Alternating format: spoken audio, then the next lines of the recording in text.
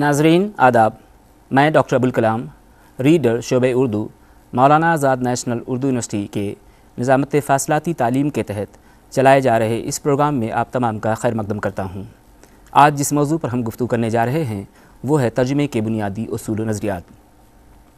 ये सबक साल दोम के तलबा व तालिबात के लिए है।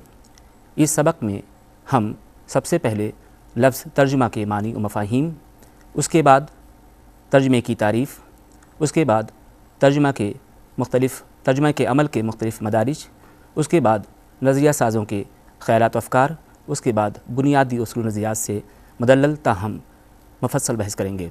नाज़रीन, जैसा कि आप तमाम वाकिफ़ होंगे कि तर्जुमा अभी बाकायदा शोबे इल्म कायम नहीं हो पाया है, लेकिन हर शोबे इल्म की तरह इस शोबे इल्म के बारे में भी अहद क़दीम में भी बहुत कुछ कहा गया है।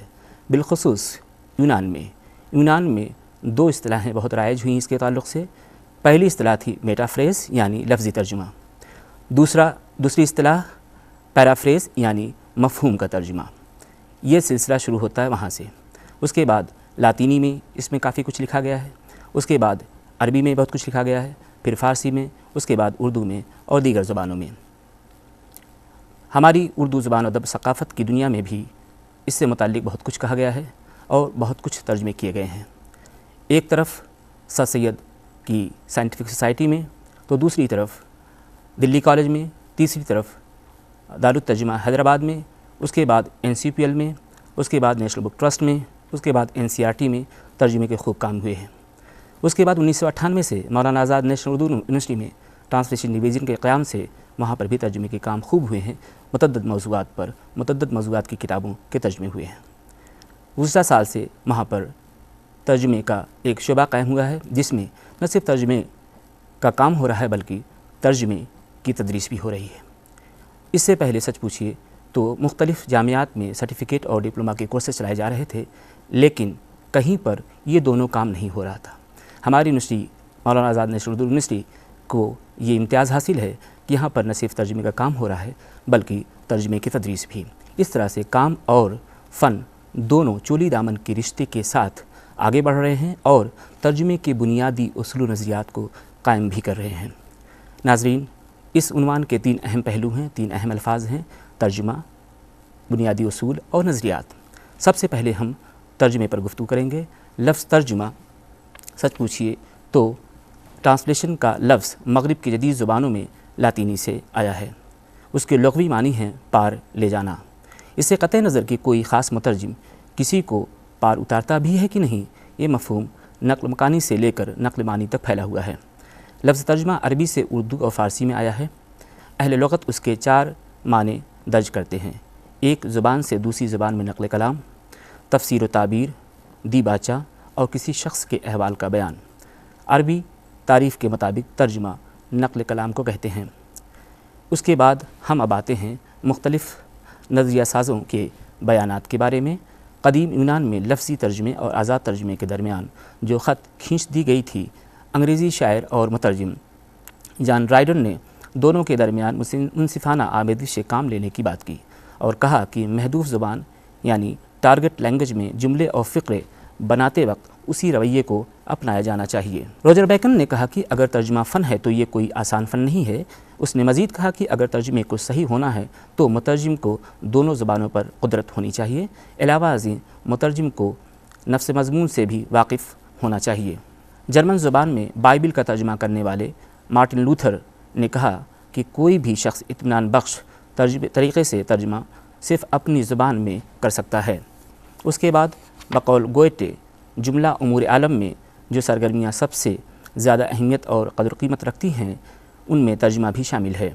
लेकिन गोएटे के मद्देनज़र आलमी अदब का एक अज़ीमुश्शान नस्बुल ऐन था, और जैसा कि इक़बाल ने क़याम मशरिक़ के दीबाचे में लिखा है कि गोएटे के लिए मग़रिब व मशरिक़ का अदब इंसानियत का एक मुश्तरका सरमाया था। इज़रा पाउंड ने कहा कि जो दौर तख़लीक़ी अदब के लिहाज से अज़ीम होता है वो तर्जुमों के लिहाज से भी अज़ीम होता है, या तख़लीक़ का दौर तर्जुमे के दौर के बाद आता है। अब हम आते हैं तर्जुमे के मुख्तलिफ़ मदारिज के ताल्लुक़ पर। तर्जुमा किसी ज़ुबान के लसानी और तहज़ीबी सांचे में पैवस्त इनफ़रादी व इज्तिमाई एहसास, कैफ़ियत, ख़याल اور فکر کو دوسری زبان کے لسانی اور تہذیبی سانچے میں بجنس ہی منتقل کرنے کا نام ہے۔ اس عمل کے 4 مدارج ہیں۔ پہلا ہے انتخاب متن، دوسرا ہے ابلاغ کی منزل، تیسرا ترسیل کا فن، چوتھا مرحلہ نئی مگر پرانی تخلیق ہے۔ اب ان چاروں پر قدر ہم مفصل سے بات کر لیں۔ کسی بھی متن میں ممکنہ طور سے 6 سطحیں پائی جاتی ہیں، یعنی سیاقی، لسانی، معلوماتی، تہذیبی اور ارتباطی اور کیفیاتی۔ اچھی تحریر مذکورہ 6 سطحوں کا کمیت اور نوعیت کے اعتبار سے متناسب اہتمام کرتی ہے، لہٰذا ترجمے کے فن کی تفہیم کے دوران اور ترجمے کے عمل کے دوران مترجمین کو مذکورہ پہلوؤں کو بالترتیب ملحوظ خاطر رکھنا ہوتا ہے۔ انتخاب متن کی منزل میں مترجم آزاد ہوتا ہے اور بہت سی کتابوں میں سے اپنی پسند کی ایک کتاب کا انتخاب کر سکتا ہے۔ اس انتخاب میں مطالعے، مشاہدے اور تجربے پر مبنی شعور اور ذوق اس کی رہنمائی کرتے ہیں۔ انتخاب متن کے بعد مترجم کی بنیادی ذمہ داری یہ ہوتی ہے کہ وہ جس کتاب کا ترجمہ کرنا چاہتا ہے سب سے پہلے بطور ایک مخلص قاری کے ابلاغ کے عمل سے گزرے اور متن کی ادبی، فنی، سماجی، تہذیبی، معلوماتی اور دیگر قدر قیمت سے پہلو پوری طرح سے آگاہ ہو جائے۔ ابلاغ کا نقطۂ آغاز وہ لمحہ ہوتا ہے جب مترجم قاری کی حیثیت سے متن کا غیر مطالعہ شروع کرتا ہے، اور اختتامی لمحہ وہ لمحہ ہوتا ہے جب مترجم بطور قاری زیر مطالعہ فن پارے کے مفہوم یا مفاہیم کو پوری طرح سمجھ کر مطمئن ہو جاتا ہے۔ ابلاغ کے بعد ترسیل کا مرحلہ آتا ہے۔ ترسیل کا لمحہ وہ لمحہ ہوتا ہے جب مترجم اصل فن پارے میں پیوست مصنف کے نازک خیال، نیم محسوس حقیقت، ذاتی اور اچھوتے تجربے، دور رس افکار اور وجدانی کیفیتوں کو دوسری زبان میں منتقل کرنے کے لیے قلم اٹھاتا ہے، اور آخری لمحہ وہ لمحہ ہوتا ہے جب مترجم اپنی مترجمہ باز تخلیق کو حتمی طور پر پڑھنے والوں کے سامنے پیش کرتا ہے۔ مترجم کو مترجمہ متن کو باز تخلیق کی صورت و سیرت میں لانے کے لیے اصل متن کے سوری اور معنوی یعنی خارجی اور داخلی دونوں پہلوؤں کی تنظیم و ترتیب کو ملحوظ خاطر رکھنا ہوتا ہے اور انہیں ترتیب کے مطابق منتقل کرنے کے حتی الامکان کوشش کرنی پڑتی ہے۔ سچ پوچھیے تو مترجم کو اپنے ذہن میں متن کے الفاظ اور خیال کے سانچے کو تحلیل کرنا پڑتا ہے اور متن کے اسلوبی پہلوؤں کے ساتھ ان کی منتقلی کا بھی اہتمام کرنا پڑتا ہے۔ ایک اور نظریہ ساز تھیوڈر ساوری نے ترجمہ نگاری سے متعلق مختلف تاہم متضاد اصول و نظریات تالیف کیے ہیں جو درج ذیل ہے، جن سے متعلق ہم ذرا سا تفصیل سے بات کریں گے۔ پہلا جو پوائنٹ ہے وہ یہ کہ اصل متن کے الفاظ کا ترجمہ ہونا چاہیے۔ دوسرا متضاد پہلو ہے اصل متن کے معنی و مفاہیم کا ترجمہ ہونا چاہیے۔ اب یہاں پر اہم بات جو سامنے آتی وہ یہ کہ لفظ و معنی میں جو رشتہ ہے اس رشتے کو سمجھنا ضروری ہے۔ کوئی بھی معنی مفہوم سچ پوچھیے تو لفظ سے الگ نہیں ہوتا۔ بعض اوقات بلکہ بیشتر اوقات ایسا ہوتا ہے کہ جو لفظ ہے اسی میں معنی اور مفہوم مضمر ہوتے ہیں، اس لیے آپ کو شروع کرنا ہوگا ترجمہ کرتے وقت لفظ سے، اس لیے اصل متن کے الفاظ کا ترجمہ ہونا چاہیے اور اسی میں ہی سچ پوچھیے معنی و مفاہیم مضمر ہوتے ہیں۔ بعض اوقات ایسا ہوتا ہے کہ ایک لفظ میں متعدد معنی ہوتے ہیں، یہ دیکھنا پڑتا ہے کہ اس سیاق میں، اس جملے میں، اس پیراگراف میں کون سا معنی زیادہ صحیح ہے۔ اس لیے آپ کو کسی ایک کے زمرے میں نہیں اپنے آپ کو رکھنا ہوگا، بلکہ دیکھنا ہوگا سیاق میں کہ لفظ میں جو معنی مضمر ہیں یا متعدد جو پہلو ہیں ان کے ہیں، ان پہلوؤں میں سے کون سا پہلو مناسب ہوگا۔ اس لیے ترجمہ سچ پوچھیے تو لفظ سے شروع کریں آپ، لیکن معنی اور مفہوم کے چولی دامن کے رشتے کو بھی مد نظر رکھیں۔ دوسرا نقطہ انہوں نے یہ اٹھایا کہ ترجمہ اصل تصریف کی طرح پڑھا جانا چاہیے۔ اس کے برخلاف انہوں نے یہ بات کہی کہ ترجمے کو ترجمے کی ہی طرح پڑھا جانا چاہیے۔ سچ پوچھیے تو ترجمے کو اصل تصنیف ہی کی طرح سے پڑھا جانا چاہیے، اس لیے کہ ترجمے کے جو اغراض و مقاصد ہیں ان مقاصد کے پیش نظر اگر دیکھیں آپ تو ترجمے کو ترجمے کی طرح نہیں بلکہ ترجمے کو اصل متن کی طرح پڑھا جانا چاہیے۔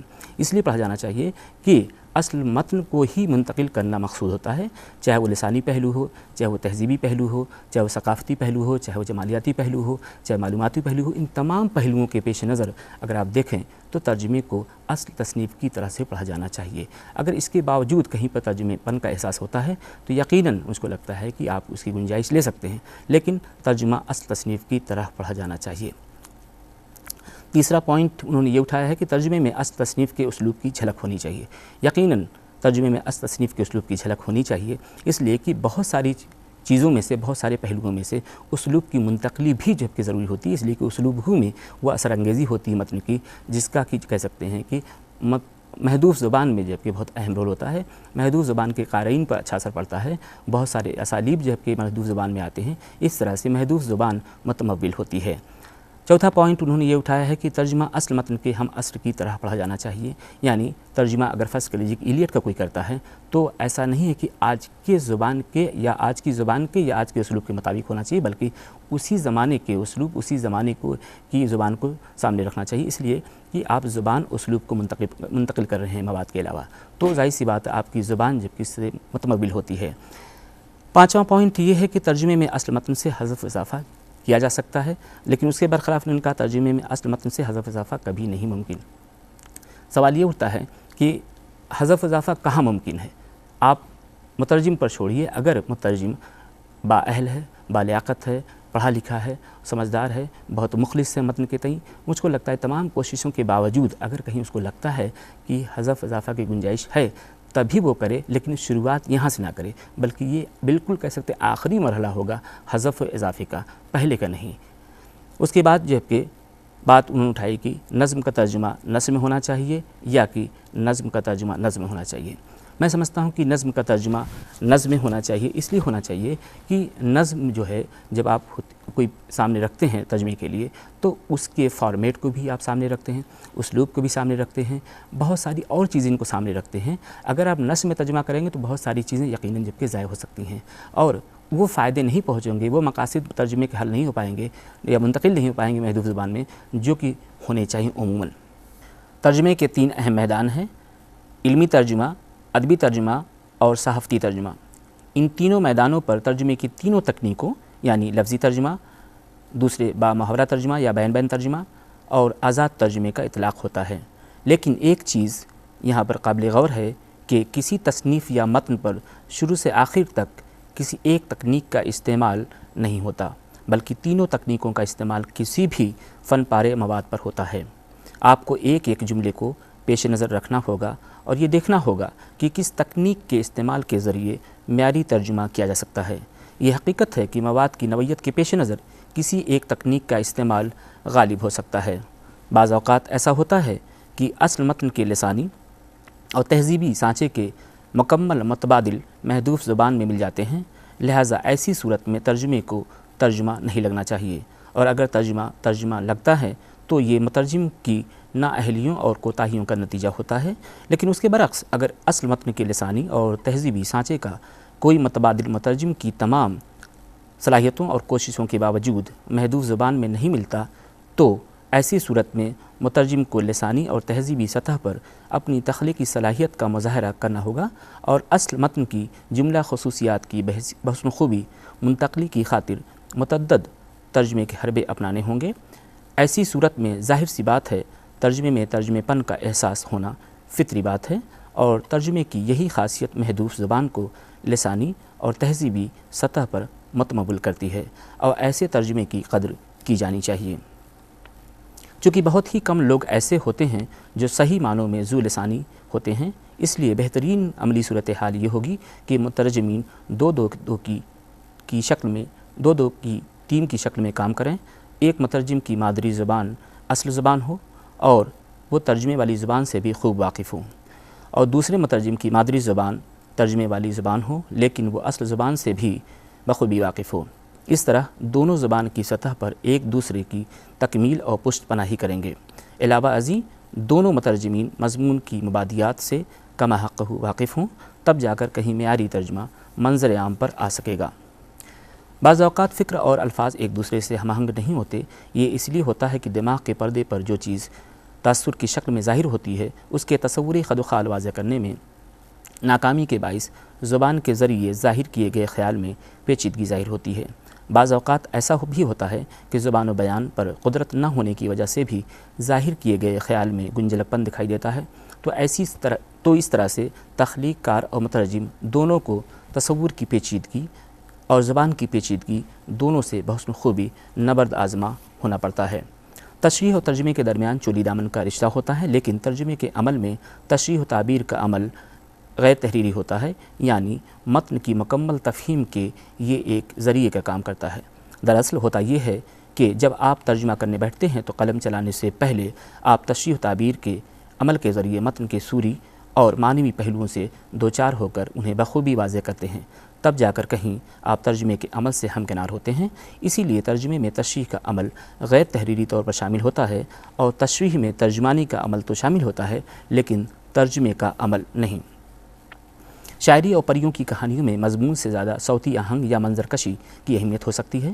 میر اور انیس کے درج ذیل شعر میں معنی و مفہوم سے زیادہ فضا آفرینی اور غنائیت کو اہمیت دی گئی ہے، لہذا مترجم کی یہ ذمہ داری بنتی ہے کہ مصنف کی ترجیحات کو ملحوظ خاطر رکھے اور یہ دیکھے کہ زیر نظر متن میں کس پہلو یا کس سطح کو کیا مقام دیا گیا ہے۔ ترجمے میں اس ترتیب کو بھی منتقل کرنے کی حتی الامکان کوشش کریں۔ میر کا شعر ہے، چلتے ہو تو چمن کو چلیے، سنتے ہیں کہ بہارا ہیں، پاتھرے ہیں، پھول کھلے ہیں، کم کم بادو بارہ ہے۔ انیس کا شعر ہے، کھا کھا کے اوس اور بھی سبزہ ہرا ہوا تھا، موتیوں سے دامن صحرا بھرا ہوا۔ پہلے شعر میں سچ پوچھیے تو غنائیت اور موسیقی ہے، صوتی آہنگ ہے۔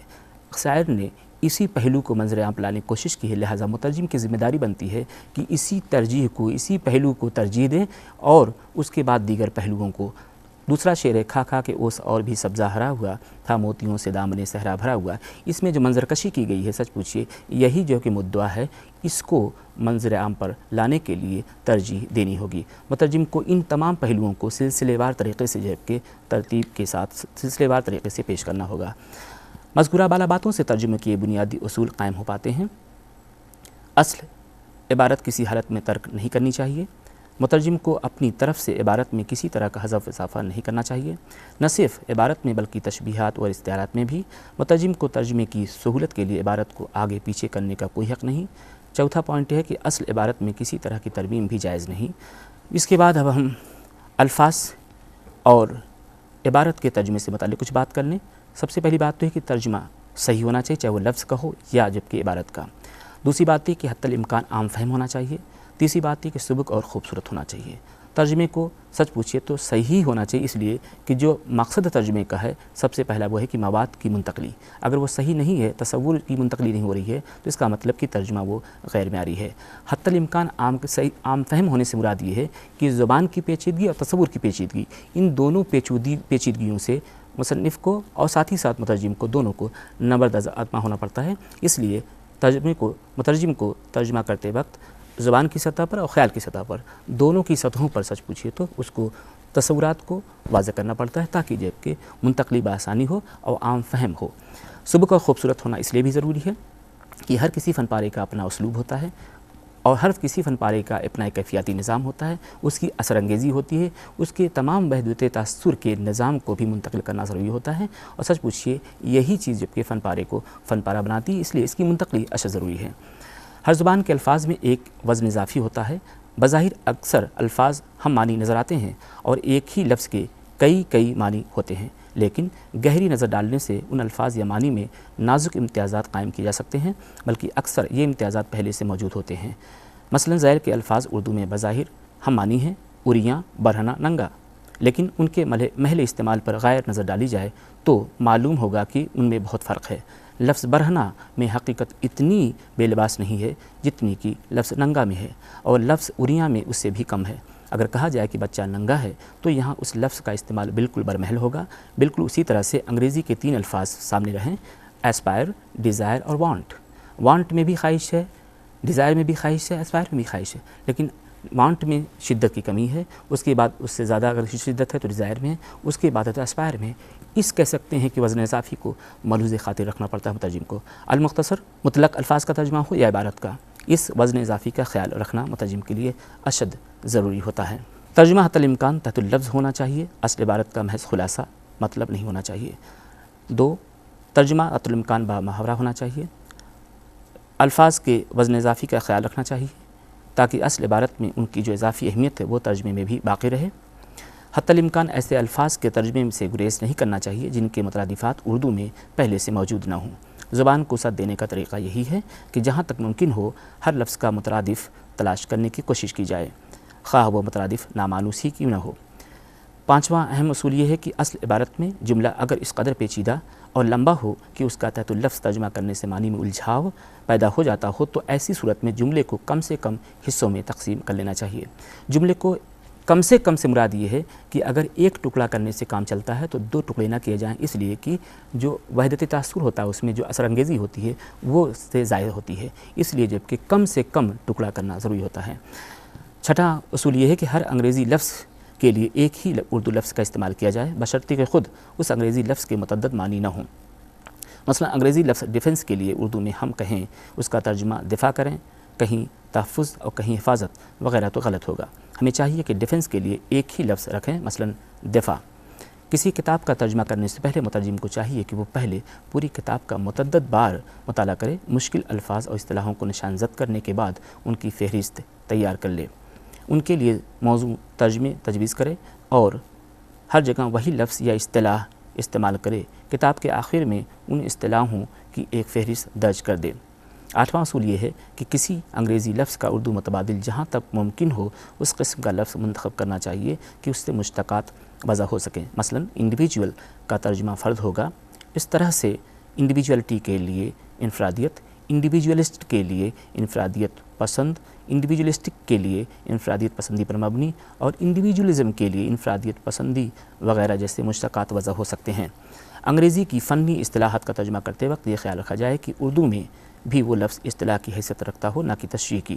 بقول وحید الدین سلیم، اصطلاح ایک چھوٹی سی علامت ہوتی ہے جو بڑے مفہوم کی طرف اشارہ کرتی ہے اور بولنے والوں اور لکھنے والوں کو وقت ضائع کرنے سے بچاتی ہے۔ کسی فنی اصطلاح کا مقصد اختصار ہے، لیکن ایسا اختصار جو معنویت سے لبریز ہو۔ 10واں نقطہ یہ ہے، اگر اردو میں کسی انگریزی لفظ کے لیے پہلے سے کوئی لفظ موجود ہے تو نیا لفظ نہ گڑھا جائے، بہتر ہے کہ اسی کو استعمال کیا جائے۔ مثلا بل آف ایکسچینج کے لیے اردو میں پہلے سے ایک لفظ ہنڈی موجود ہے، لہٰذا اسی کو استعمال کیا جائے۔ 11واں اصول یہ ہے کہ بہت سے انگریزی الفاظ بجنسہی یا بگڑ کر اردو زبان کا جز بن چکے ہیں، انہیں جوں کا توں استعمال کیا جانا چاہیے۔ مثلا رجسٹری، ڈاک اور لالٹین یا رپٹ، گرچہ رپورٹ بھی اردو کا لفظ ہو چکا ہے۔ اگر کوئی انگریزی اصطلاح اور اس کا اردو متبادل دونوں یکساں طور پر اردو میں مقبول ہیں تو پھر اس میں کوئی حرج نہیں کہ دونوں کو رہنے دیا جائے۔ مثلا کمیٹی اور مجلس وغیرہ علاوہ ازیں ایسے موضوع مقامی الفاظ کو بھی جگہ دی جا سکتی ہے جو خاصے مقبول ہو چکے ہیں، بجائے اس کے کہ کوئی مصنوعی یا بھونڈی اصطلاح وضع کی جائے۔ تخلیق ادب کے مقابلے میں ترجمے کا کام نفی خودی کا مظہر ہے، لیکن سوچنے کی بات ہے کہ پھر یہ کام اثبات خودی کے پیغمبر علامہ اقبال نے کیوں انجام دیا؟ شاید اس لیے کہ اسرار خودی سے ہی نہیں، رموز بے خودی سے بھی ان کا رشتہ اتنا ہی گہرا تھا۔ ترجمہ کرنے کی صلاحیت کا احساس مانند اسرار خودی ہے، جبکہ مصنف اور تصنیف میں ضم ہو کر کامیاب ترجمہ کرنا مثل رموز بے خودی ہے۔ ناظرین، آخر میں ایک بات مزید میں کہنا چاہوں گا، وہ یہ کہ ہر کسی فن پارے کا مطالعہ اتنی بار کریں کہ وہ مطالعہ آپ کے وجود کا حصہ ہو جائے، تبھی جا کے کہیں آمد کی کیفیت پیدا ہوگی۔ آمد کی کیفیت کے بعد آپ جب قلم اٹھائیں تو اس وقت آورد کی کیفیت سے ضرور آپ دو چار ہوں۔ اس کے بعد مکمل کرنے کے بعد آپ دیکھیں کہ اس فن پارے میں اور آپ کے کہہ سکتے ہیں احساس میں کیا ہم آہنگی قائم ہو پائی ہے یا نہیں۔ اگر ایسا ہو پایا ہے تبھی جا کر وہ بعض تخلیق کی صورت اختیار کر پائے گی۔ مجھ کو لگتا ہے کہ آمد سے چل کر آورد اور پھر آورد سے آمد تک کی مسافت کو بہترین ترجمہ کہتے ہیں۔ ایک بالفاظ دیگر ابلاغ سے چل کر ترسیل سے ہوتے ہوئے ابلاغ تک پہنچنے کے عمل کو فن ترجمہ اور ترجمے کا عمل کہتے ہیں۔ آخر میں ناظرین ایک بات اور کہنا چاہوں گا، وہ یہ کہ اگر کسی بھی طرح کا سوال آپ کو پوچھنا ہو تو آپ نظامت فاصلاتی تعلیم کے تحت آپ رابطہ قائم کر سکتے ہیں۔ مولانا آزاد نیشنل اردو یونیورسٹی، بچی باولی، حیدرآباد 500032 پر رابطہ قائم کر سکتے ہیں۔ شکریہ، اللہ حافظ۔